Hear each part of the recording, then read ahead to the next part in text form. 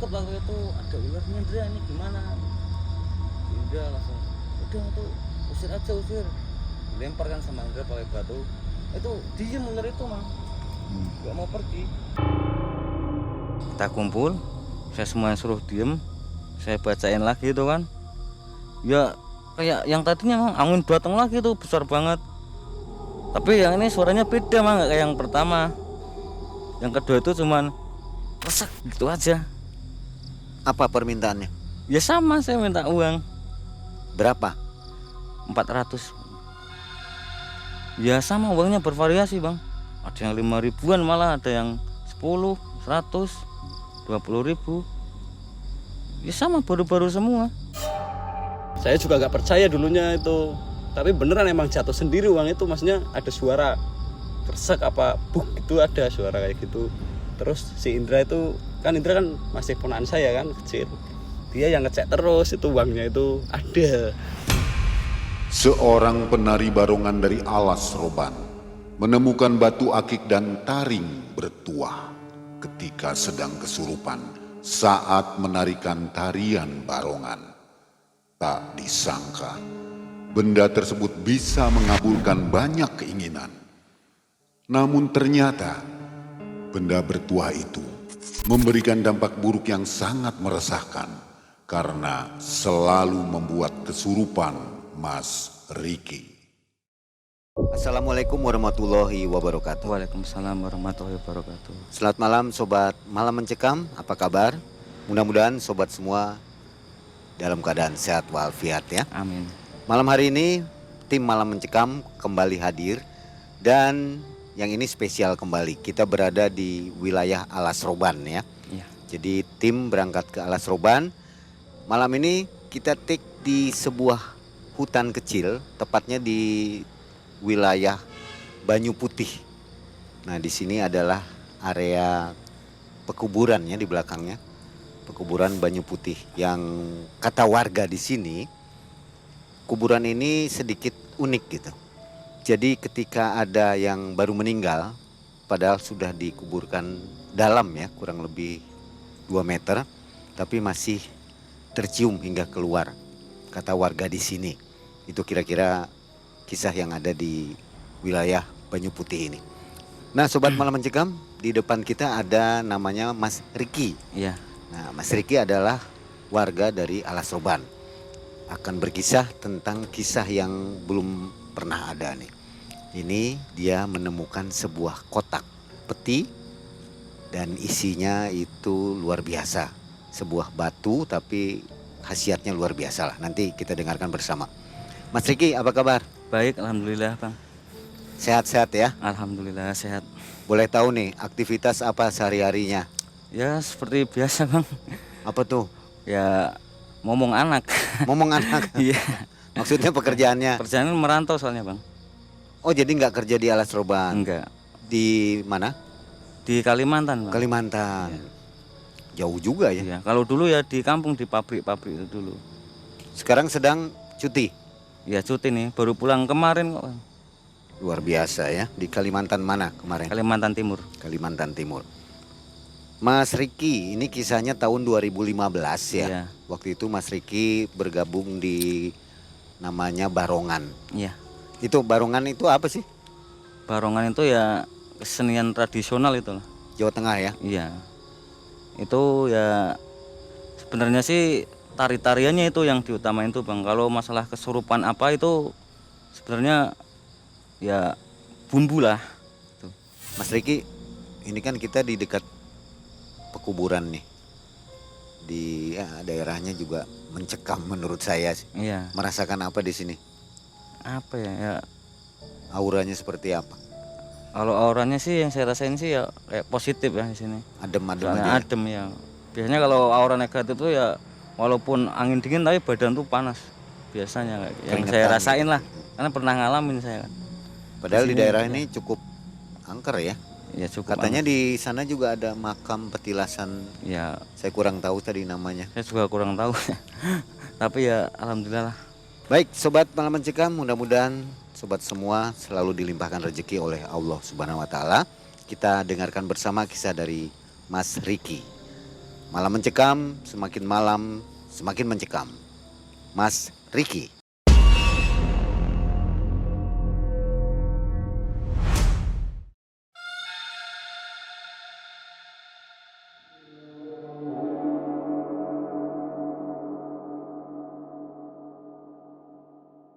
Saya ada sebuah kisah ini, Mang. Ya, tepatnya kisah diri saya sendirilah yang pernah saya alamin kan. Kejadiannya itu tahun 2015. Emang waktu itu tuh lagi gempar-gemparnya itu, Mang. Kesenian Singo Barong itu. Karena hari itu pas hari kemerdekaan Indonesia kan. Jadi di adat Jawa itu udah biasa itu, Mang, mempertontonkan tradisi-tradisi Jawa itu. Ya kebetulan waktu itu saya ikut itu, Mang. Ikut grup itu Paguyuban Singo Barong. Kalau Singo Barong itu ya itu bermacam-macam variasi itu, Mang. Ya kayak ada kuda lumping kan, ada barongannya, ada buruk itu namanya, ada leak, itu macam-macam bervariasi, Mang. Emang kalau di beda tempat mungkin ya beda itu, pertunjukannya beda-beda. Terus kemudian habis itu saya itu dapat job kan itu, Man. Kita dapat job main tuh di Desa Kebumen waktu itu. Desa Kebumen kita dapat job itu tampil tuh siang malam. Maksudnya dari pagi sampai malam? Siang, Bang. Dari siang sampai Iya, malam? sampai malam. Nah, seperti biasa kan, karena kita mainnya siang malam ya, pagi saya kumpul tuh sama satu rombongan kan. Kumpul di rumah ketuanya. Kita kumpul, kita persiapkan semuanya kayak alat-alat, kostum, kita persiapkan. Sampai itu selesailah kita jam 11 itu. Dari jam 9 pagi itu sampai jam 11 baru selesai. Terus setelah sekian lama, waktu udah jam setengah 1, berangkatlah kita ke Desa Kebumen. Kita berangkat kan naik truk waktu itu, Mang.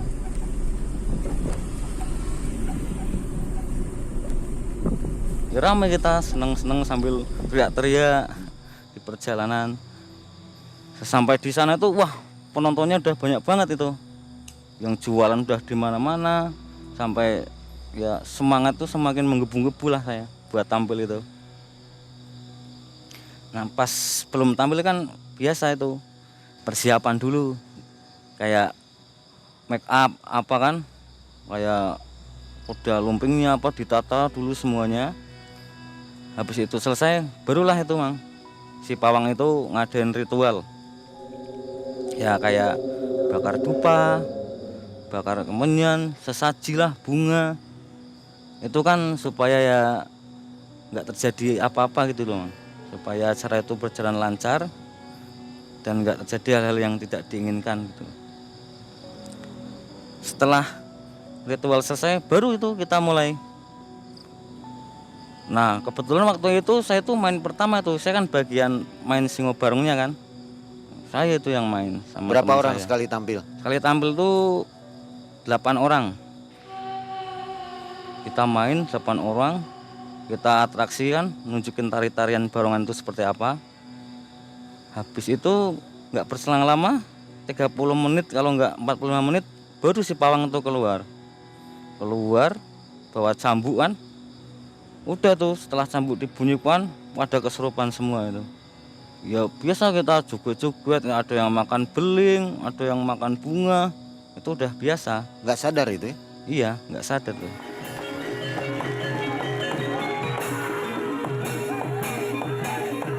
Waktu dalam keadaan kesurupan itu perasaannya seperti apa? Rasanya seperti apa? Rasanya itu ya badan tuh netral, Mang. Netral, kosong. Ya kayak geraknya kayak ada yang gerakin, gerak-gerak sendiri lah badan itu. Kalau lihat orang bisa? Kalau lihat orang itu nggak jelas, tapi kalau orang yang kita kenal itu baru jelas itu, Mang. Kalau orang yang kita kenal, tapi kalau orang lain itu nggak kelihatan. Kalau teman ngobrol, ngomong kedengaran? Ya suara-suara itu dengar. Habis itu setelah main ya kita kan gantian kan habis barongan itu terus kuda lumping. Tapi saya nggak ikut main kalau itu. Kalau Saya Mas cuma Riki menonton. sebagai apa? Saya pemain barongannya. Yang pakai ini? Iya, yang pakai itu jubah itu loh. Yang kayak macan itu loh, Bang. Iya. Nah, habis itu siang nggak ada apa-apa. Pas main siang itu sampai istirahat tuh ya nggak terjadi hal apa-apa, lancar semuanya. Selesai main jam 5 itu kita istirahat dulu kan, kita break dulu, terus kita mulai lagi itu jam 8 malam.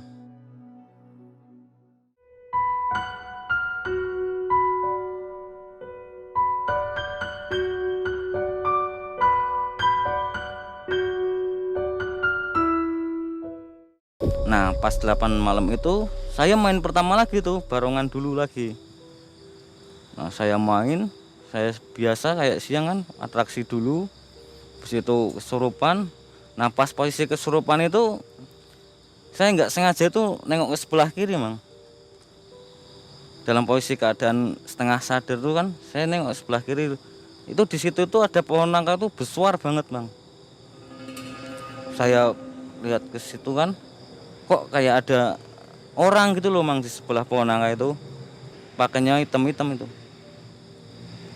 Setelah itu secara saya nggak sadar kan dalam posisi kesurupan tuh kan Mang, dia itu kayak manggil-manggil saya gitu loh Mang, tangannya itu melambai-lambai ke saya. Terus saya deketin kan, saya deketin pelan-pelan, ya ternyata benar itu ada sosok itu Mang, kakek-kakek. Seperti apa wujudnya? Wujudnya tuh pendek, orangnya pendek, pakaiannya hitam semua, tapi itu rambutnya tuh ya putih gitu Mang. Itu saya bingung itu orang apa gitu kan, saya dalam hati tuh ngomong gitu terus, ini orang apa makhluk gaib gitu kan. Setelah saya sampai di pohon nangka tersebut, ya dalam hati atau pikiran saya nggak tahu Mang, saya tuh ya kayak nanya ada apa gitu kan. Ya dia itu cuman diem aja, nggak ngomong apa-apa, cuman dia tangannya itu nunjukin ke bawah. Saya nggak tahu waktu itu maksudnya tuh apa, saya bener-bener nggak tahu. Setelah itu ya saya biasa, saya sambil joget-joget sambil main lah. Ya saya puterin tuh pohon nangka itu kan, secara itu saya sambil puterin. Ya itu saya nggak nemuin apa-apa, saya kan nggak tahu maksudnya itu apa sebenarnya. Teman-teman lain lihat nggak? Ya mungkin teman-teman lain lihat saya, cuman kan nggak tahu maksud saya itu apa gitu loh. Mungkin kan dikiranya ya udah main biasa gitu aja. Terus setelah itu ada itu Mang, akar pohon nangka itu ada yang keluar kan. Nah di bawahnya itu kok kayak ada cahaya gitu lang. Pertama itu Mang, saya apa ya gitu kan saya. Udah tapi lepas itu saya nggak tahu Mang, entah barang itu saya ambil saya masukin kemana itu saya nggak tahu. Intinya saya ambil gitu aja udah, karena posisi saya kan sedang kerasukan kan. Terus ya udahlah, saya gabung sama yang lain lagi kan, mendekat lagi sama yang lain. Ya udah kita main sampai selesai, itu udah nggak ada halangan lagi. Nah setelah acara itu selesai, kita kan selesai jam 11:30 itu kan Mang. Ya udah kita langsung pulang. Nah sampai rumah itu waktu saya mau mandi kan, saya lepas baju, lepas celana, nah jatuh barang itu Mang. Jatuh, saya kaget pertamanya, loh ini apa gitu kan. Saya ingat-ingat lagi, oh iya tadi kayaknya ada yang nunjukin barang ini ke saya gitu kan. Ya waktu itu karena saya nggak tahu kan, ya saya mandi dulu lah. Saya mandi dulu, saya ganti baju, terus barulah saya buka itu barang di kamar. Saya buka itu ternyata isinya itu Mang, batu akik, warnanya hijau, kecil banget itu Mang, sama taring kayaknya itu, tapi nggak tahu taring apa itu. Di foto nggak? Atau masih ada bendanya? Udah nggak ada dulu. Nggak sempat difoto ya? Iya, ya dulu ada fotonya Mang, cuman kan ya udah lama sih, HP udah sering ganti jadi hilang. Nah habis itu barulah saya bertanya-tanya terus tuh Mang, ini apa, fungsinya apa gitu kan, saya nggak tahu. Ya udahlah saya simpen kan di lemari. Habis itu karena saya udah capek kan, saya tiduran tuh sambil main HP. Tahu-taunya ketiduran saya waktu itu Bang, ketiduran. Nah pas posisi tidur itu baru tuh dimimpiin saya. saya dimimpiin tuh ya ditemuin kakek itu lagi. Dia ngomong sama saya itu, Mang, Le, gitu kan dalam bahasa Jawanya kan, Le, tolong barang iku dijogo, dipelihara sing apik gitu. Intinya dia ngomong saya suruh menjaga barang itu gitu loh, suruh melihara. Nah, saya ngomong, nah niku kanggone nggo nopo Mbah? Nah, Mbah niku jawab, Mang, ya niki make sampean ngerti dhewe lah. Saya waktu itu penasaran banget tuh, Mang. Ini sebenarnya buat apa gitu loh. Kok suruh melihara? Gitu kan. Habis itu udah. Saya karena besoknya saya kerja kan. Waktu itu kan saya masih kerja di pabrik itu, pabrik kayu lapis. Ya saya seperti biasa lah, saya kerja. Saya beraktivitas seperti biasa, ya nggak terjadi apa-apa. Nah pas malamnya itu dimimpiin lagi saya, Mang. Dimimpiin lagi, si kakak itu ngomong, Le, barang niku durung sempurna. Nek sampean badhe nyempurnaaken ya mangke di ritual ke. Saya suruh ritualin gitu loh, Mang, intinya. Ya saya bingung lah. Niki ritualnya pripun, Mbah, gitu loh. Nah, Mbah niku ngomong, sampean kudu iso nglakoni puasa putih 3 hari 3 malam. Puasa mutih. Iya. Terus apalagi Mbah, gitu kan saya bilang gitu.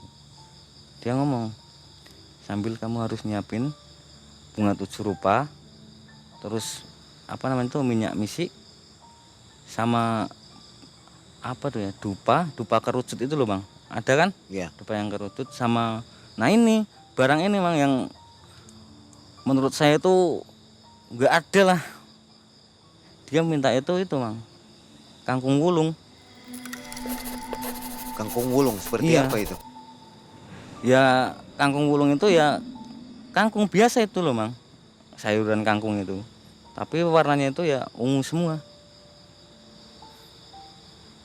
Waktu itu saya bingung itu nyarinya di mana, apa ada gitu loh, saya bingung.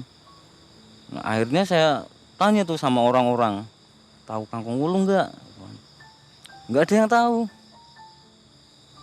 Terus saya tanya sama si Zikin kan, karena si Zikin kan dulu kan pernah explore live ini kan, mungkin tahu kan. Saya tanya sama si Zikin, Kin, tahu kangkung wulung nggak tahu saya, emang buat apa? Enggak kok, ini buat obat gitu kan, saya bilangnya kan. Coba tanya si Indra, dia kan kayaknya tahu hal-hal kayak gitu kan. Ya udah, saya langsung ke rumah Indra waktu itu. Saya tanya sama Indra kan, Indra, kamu tahu kangkung wulung nggak? Kangkung wulung itu apa, Indra? Saya tanya gitu kan. Ya dia ngomong, kangkung wulung itu ya kangkungnya warnanya ungu semua, Ki. Emang ada, Indra? Gitu kan, saya kaget kan. Emang ada? Ya ada, tapi susah itu nyarinya. Terus gimana, Indra? Saya butuh barang itu. Indra ngomong, ya udah, nanti saya tak tanya-tanya teman-teman saya gitu kan, barangkali ada gitu. Ya udah ya, tolong bantuin, Indra. Habis itu udah, saya hampir setengah bulan kayaknya itu nunggu kabar dari Indra tuh. Ya saya sambil nyari-nyari lah, sama aja, tapi belum nemu.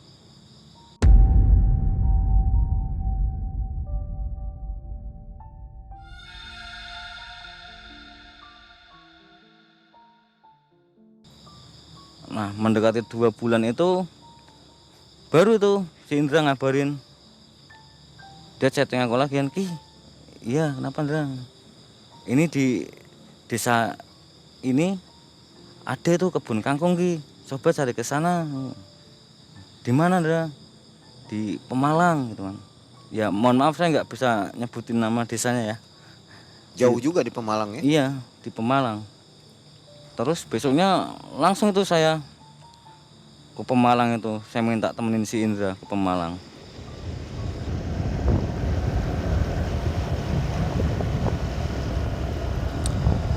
Terus saya nemuin teman Indra itu yang ada di Pemalang itu kan, saya temuin. Di mana kebun kangkung gitu kan? Ada tuh di pinggiran sungai. di bendungan gitu kan.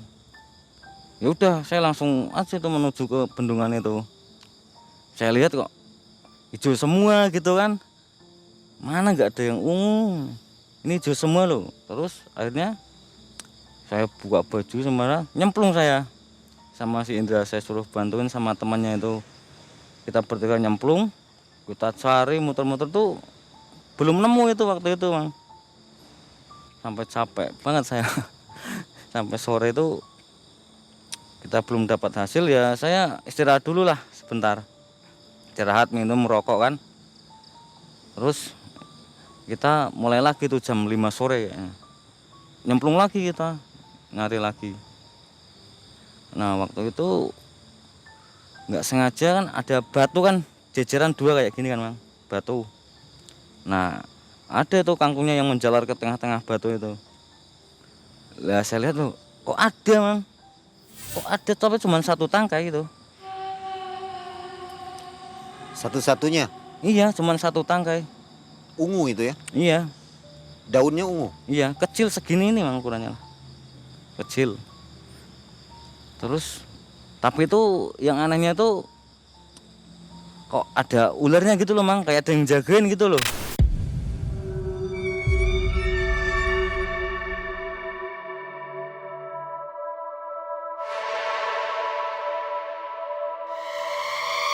Nah, saya takut waktu itu ada ularnya, Indra, ini gimana gitu.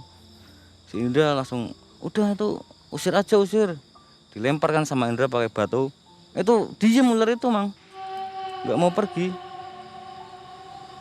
Terus akhirnya gimana caranya saya ngusir ular itu, ya saya berdoa lah intinya sebisa saya lah. Saya baca Al-Fatihah, saya baca ya sebisa saya lah, surat-surat apa gitu. Pas maghrib itu, sampai maghrib itu Bang, habis maghrib itu pergi, hilang nggak ada. Betul, langsung saja saya ambil itu kangkungnya, langsung saya ambil, saya bersih-bersih dulu di sungai, langsung saya pulang.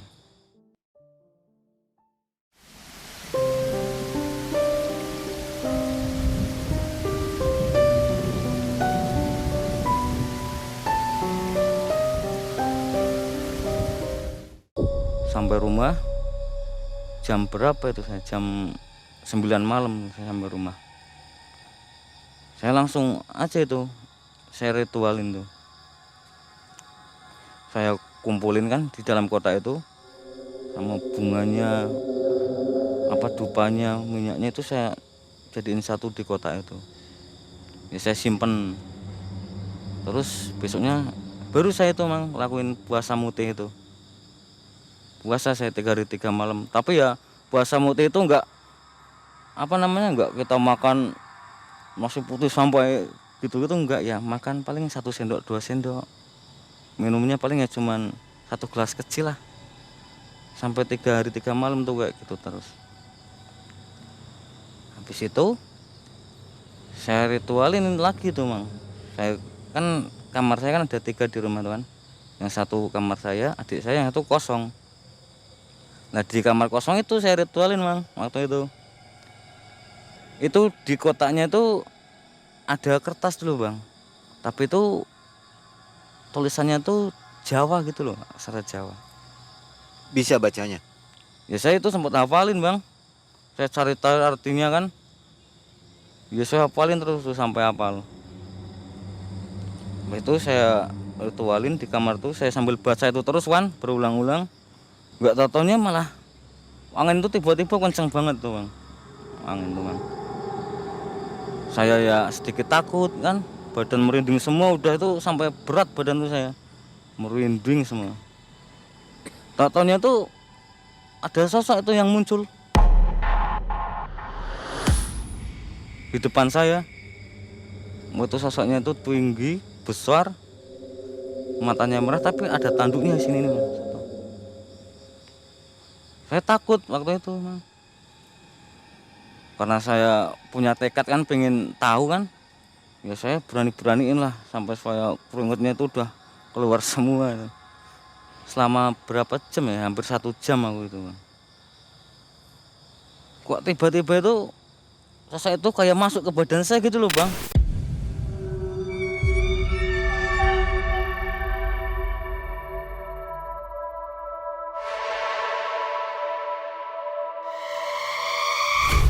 Terus gitu aku langsung kaget kan. Nah habis itu ritual selesai, saya keluar kamar kan. Nah itu baru kerasa efeknya bang. Mata saya itu kayak panas, badan saya itu rasa berat, ya kayak bisa merasain hal-hal gaib juga saya bang waktu itu.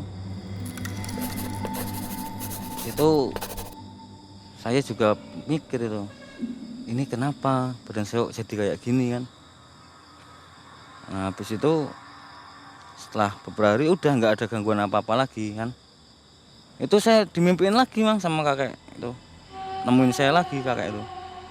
Dia ngomong, barang niku wis sempurna, iku bakal jogo sampean, bakal apa nuruti pengine sampean pas sampean dalam posisi terdesak. Ngomong gitu. Ya saya cuman nggih gitu aja, matur suwun, saya bilang terima kasih gitu aja. Udah. Terus habis itu ya udahlah, saya hari-hari biasa. Tapi saya itu benar-benar banyak dapat gangguan loh mang ke rumah saya itu waktu itu. Kayak makhluk-makhluk apa itu kayak nyamperin saya terus tuh tiap malam ke rumah. Ya kayak suara-suara, kayak sosok apa itu mendekat terus mang ke rumah saya. Ya sosoknya itu yang sering itu ya cewek nangis itu bang, sering banget itu. Cewek nangis muterin rumah saya kan. Istri saya juga dengar itu waktu itu. Ya, saya ya cuman bilang udah nggak usah dirokan itulah. Kadang juga barang-barang di dalam rumah itu kayak jatuh semua itu bang. Gundang, tapi giliran saya cek itu nggak ada yang jatuh. Itu terus itu. Nah pada saat itu kan saya penasaran emang sama barang ini loh. Saya pas suatu hari itu pengen nyoba gitu loh mang. Punya pikiran kayak gitu saya. Tapi nyoba apa gitu kan saya masih bingung. Nah waktu itu kan saya masih kerja di pabrik kan. Biasalah kalau di pabrik kan gajian sebulan sekali kan. Nunggu gajian aja rasa lama banget gitu loh lah. Pas pertengahan bulan itu saya benar-benar nggak punya uang sama sekali itu bang. Malam itu saya pengen ngopi, pengen ngerokok, tapi nggak punya uang. Ya akhirnya saya keluarlah itu, saya nongkrongan sama teman-teman, sama si Zikin sama si Indra. Nongkrong kita satu nongkrongan berlima. Waktu itu saya tanyain, punya rokok nggak punya. Waduh ini gimana ini, nggak pada punya rokok, pengen ngerokok saya gitu. Nah gimana ini, masih pertengahan bulan nih, belum gajian gitu. Ya udah saya di situ saya punya pikiran tuh bang, aduh apa saya coba ini aja ya, minta bantuan barang itu gitu saya kan. Itu barangnya gimana, dipakai atau di apa? Saya bawa. Dikantongin Iya, saja. dikantongin. Ya terus saya nyuruh diem, teman-teman saya udah diem, semuanya diem, saya mau fokus gitu. Lah si Zikin tanya mau fokus apa, udah diem gitu kan saya bacain itu amalan itu kan, saya bacain terus. Nah pas waktu itu angin tuh langsung datang bang, besar banget angin tuh. Angin datang tiba-tiba tuh kayak ada benda yang jatuh gitu loh bang, bek gitu kan. Di mana jatuhnya? Jaraknya jauh? Deket dari samping lah. Saya langsung suruh si Zikin ngecek kan, coba Kin dicekin apa itu yang jatuh gitu kan. Takut si Zikin, saya nggak berani Kin. Lah kenapa kamu, badan aja besar tapi kok nggak ada nyalinya gitu. Ya saya yaudah Indra aja suruh ngecek. Akhirnya Indra ngecek. Jadi mereka dengar semua suara itu ya? Ya dengar semua. Terus Indra ngecek, saya tanya kan, apa Indra? Uang Ki, masa? Iya. Dia langsung ambil kan, dibawa ke saya. Berapa Indra? 200. Loh, cuman 200 Indra, saya kan bilang. Iya. Ya udah nggak apa-apa dah, sana beliin rokok sama ngopi. Ya, akhirnya kita bisa Itu ngopi lembaran bareng. berapa itu? Itu variasi bang. Campur. Iya, ada 100, ada 20, ada 50-an. Tapi uangnya tuh baru-baru semua bang, kayak baru keluar dari bank itu. Bener-bener belum ada kucelnya Lipatan. sama sekali. Iya, baunya aja wangi banget. Tapi dia jatuhnya bunyi ya. Ya makanya itu saya juga heran, bunyi loh, bek gitu. Waktu itu pas nyoba barang itu nggak ngerti ya. Maksudnya cuman sekedar minta uang aja gitu. Ya iya kan, karena saya waktu Permintaannya itu kan uang. butuh uang gitu loh. Jadi coba-coba gitu. Iya, nyoba. Belum tahu fungsinya apa Iya. ya. Nah, habis itu kan kita udah bisa ngerokok ngopi. Ya mereka enak bisa ngerokok ngopi, tapi kan mereka nggak mikir dampaknya apa ke saya kan. Yang kena dampaknya kan pasti saya, efek sampingnya itu.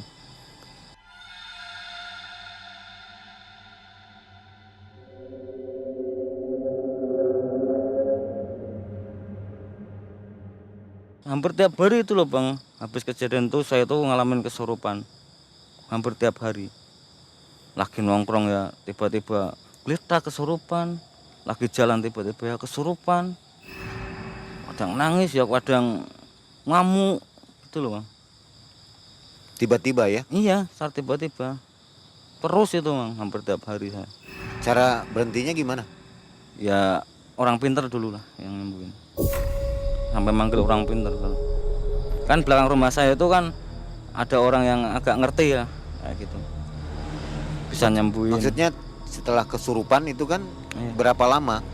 Ya sering itu bang, Ada sejam 2 jam kalau kadang sama sehari aja bisa 3 kali 4 kali saya. Wah bahaya ya. Iya, tapi saya nggak peduliin waktu itu karena saya bisa minta uang kan, saya nggak peduliin itu. Setelah seminggu itu ya, karena kita nggak punya uang lagi kan, ya saya punya inisiatif pengen nyoba lagi gitu loh mang. Penasaran ya, akhirnya saya chattingan teman-teman kan, ayo kumpul gitu kan. Kumpul lah kita di rumah si Indra itu. Waktu itu kita kumpul, saya semuanya suruh diem, saya bacain lagi itu kan. Ya kayak yang tadinya mang, angin datang lagi tuh besar banget, tapi yang ini suaranya beda mang, nggak kayak yang pertama. Yang kedua itu cuman resek gitu aja. Apa permintaannya? Ya sama, saya minta uang. Terus dicek lagi sama si Indra, ada lagi tuh. Tapi kalau itu di bawah pohon pisang waktu itu uangnya, Indra yang ngambil kan. Ya ada lagi tuh uang. Berapa? 400. Ya sama, uangnya bervariasi bang. Ada yang 5 ribuan, malah ada yang 10, 100, 20 ribu. Ya sama, baru-baru semua. Ya udahlah kita pesta malam itu kan sama teman-teman, ngopi, ngerokok, jajan sepuasnya. Ya mereka senang, tapi saya lah habis itu dampaknya kan Kena lagi. kena lagi pasti. Tapi ya gimana, tapi terjadi gitu loh. Nggak percaya saya dulu emang.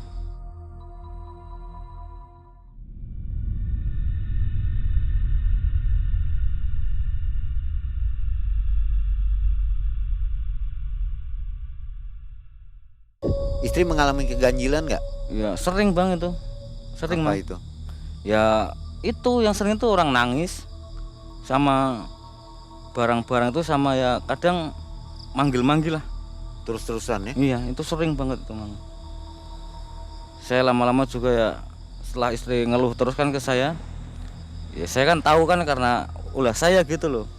Ya saya lama-lama mikir kan, saya kasihan, takutnya anak saya masih kecil nanti kena dampaknya apa gimana kan, saya nggak mau kan. Nah, habis itu istri saya ngasih saran ke saya, dia minta saya diruqyah gitu loh mang. Ya waktu itu saya ya bingung lah, siapa yang bisa ngeruqyah orang sini ya. Dia cari-cari tuh, tanya-tanya sama teman-temannya. Ya alhamdulillah nemu waktu itu mang, di desa mana tuh, Kutosari itu. Ya masih wilayah Alas Roban lah, tapi ada itu dulu. Saya pas di ruqyah itu nggak tahu itu saya mang, diminumin air apa itu saya nggak tahu. Diminumin air, Terus didoain tuh sampai setengah jam kayaknya tuh. Pertama itu nggak kuat ustadznya itu Mang, nggak kuat dia, mental dia nggak kuat. Terus istirahat dulu, nyoba lagi, nggak kuat lagi Mang, sampai 3 kali.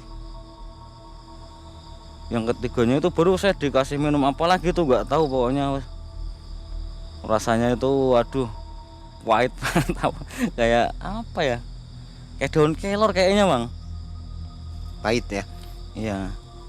Terus saya dibacain doa lagi terus akhirnya bisa lepas. Setelah saya sadar baru dia itu ngomong, kamu punya barang nggak di rumah? Dia ngomong gitu Mang, tiba-tiba itu.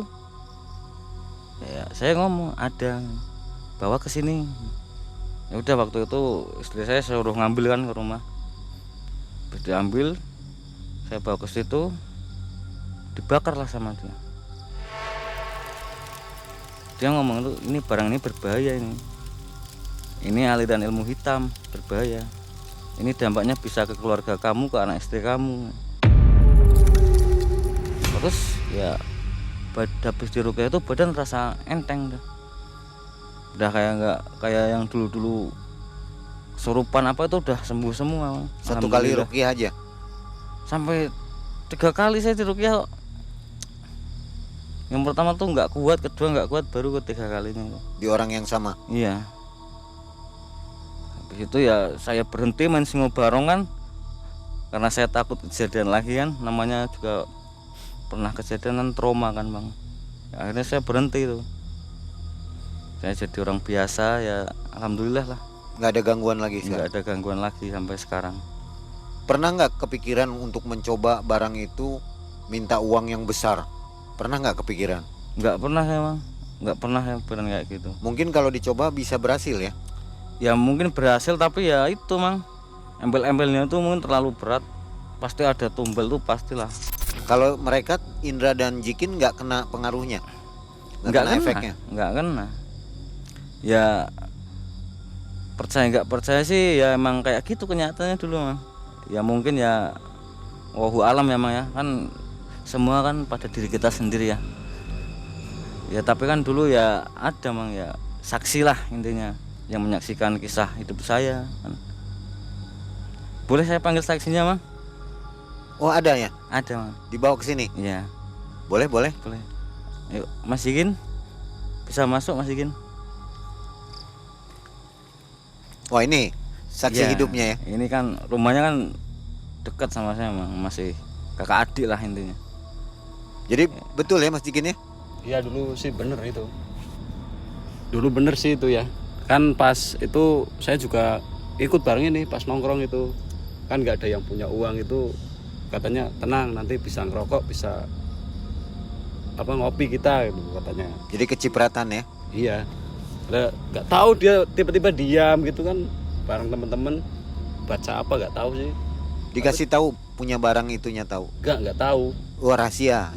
Saya juga nggak percaya dulunya itu, tapi beneran emang jatuh sendiri uang itu, maksudnya ada suara kersek apa buk gitu, ada suara kayak gitu. Terus si Indra itu kan, Indra kan masih ponakan saya kan, kecil, dia yang ngecek terus itu uangnya itu ada kayak gitu terus. Tapi itu berapa kali sih? Ya 2 kali tuh. 2 kali ya? 2 200.000 dengan 400.000 itu ya. Oke. Makasih Mas Jikin. Ini Mas Jikin juga pernah berkisah di Malam Mencekam kan? Ya, pernah kan. Waktu supir truk. Masih jadi supir truk? Masih. Masih ya? Punya kisah juga? Masih ada kisah maksudnya? Ada nanti buat. Nanti Iya, boleh ya Bang. kisah lagi. Malah Mas Jikin nih yang rekomendasiin saya ini kok. Oh gitu ya? Iya. Yang terakhir itu di situ kan ada. Jadi saya Oke. ceritain. Baik, makasih Mas Jikin. Ya, makasih. Nggak dicoba dulu ke hal-hal yang lain? Enggak Mang, soalnya Udah gimana ketakutan ya? Iya udah takut saya. Badan saya soalnya udah nggak kekontrol Mang, kayak dikendaliin gitu loh. Atau nyobain untuk ngobatin orang gitu? Ya kalau ngobatin orang dulu Pernah coba? nggak pernah, tapi kalau suruh ngusir makhluk-makhluk kayak gitu dulu pernah. Dulu kan ada orang kan yang rumahnya itu mengalami gangguan lah. Ya waktu itu dia ngontek saya suruh ngecek ke rumahnya kan. ya tetangga kampung lah Mas. Nah, waktu itu saya datang ke rumahnya, saya cek kan, saya cek rumahnya, saya lihat, loh ternyata emang ada penunggunya di rumah itu Mang, satu keluarga malah itu, ya kayak apa ya, gondoruwu lah tapi udah berkeluarga gitu loh Mang di rumah itu tuh, ya ada anaknya, ada istrinya gitu loh. Seperti apa? Ya dia itu ya hitam kan, ya kayak berbulu gitu loh Mang, tapi itu dia tuh bisa nempel di dinding gitu loh Mang, yang saya heran tuh loh. Nah itu pertama saya suruh pergi tuh susahnya minta ampun, nggak mau beneran tuh. Udah saya kasih sesaji, udah saya ya berdoa apalah, sampai saya Tuhan semua nggak mau pergi Mang waktu itu. Malah teman-teman saya tuh pada kerasukan. Ya udah saya sembuhin duluan teman-temannya aku kan. Habis sembuh semua, saya coba lagi tuh, masih nggak mau. Malah apa namanya, dia malah minta inilah itu. Saya benar-benar nggak bisa gitu loh. Ya waktu itu saya paksa akhirnya Mang itu. Pakai bacaan tadi, mantra tadi. Saya pakai bacaan, terus saya pakai itu air doa. Saya siram-siram kanan, saya paksa. Ya alhamdulillah habis itu mau pergi. Kalau untuk kekebalan dicoba juga? Nggak pernah Mang, saya Nggak nggak pernah, suka berkelahi kok. Barangkali mau coba jadi preman gitu. Enggak Mang. Oke. Nah, Sobat Malam Cikam, itulah barang antik yang ditemukan oleh Mas Riki di sebuah daerah di Alas Roban ya. Masih ingat daerah dapatnya itu? Masih Masih ingat? ingat. Masih berani ke tempat itu? Tapi pohonnya udah ditebang sekarang. Pernah ke situ? Ya, pohonnya udah ditebang Bang. Itu gede banget pohon nangkanya. Saya tanya warga situ, ya udah ratusan tahun itu. Ternyata tempat apa itu? Dulu situ itu ternyata bekas makam Bang. Bekas makam, karena sekarang dibangun jalan kan, dibongkar dipindahin makamnya. Oke. Jadi nggak menyesal ya barang itu hilang? Ya nggak menyesal alhamdulillah, ya bisa hidup normal lah. Barangkali punya pesan untuk Sobat Malam Mencekam, kalau nemuin barang seperti itu sebaiknya diapain? Ya saya cuman berpesan ya buat semuanya ya, buat semuanya aja lah.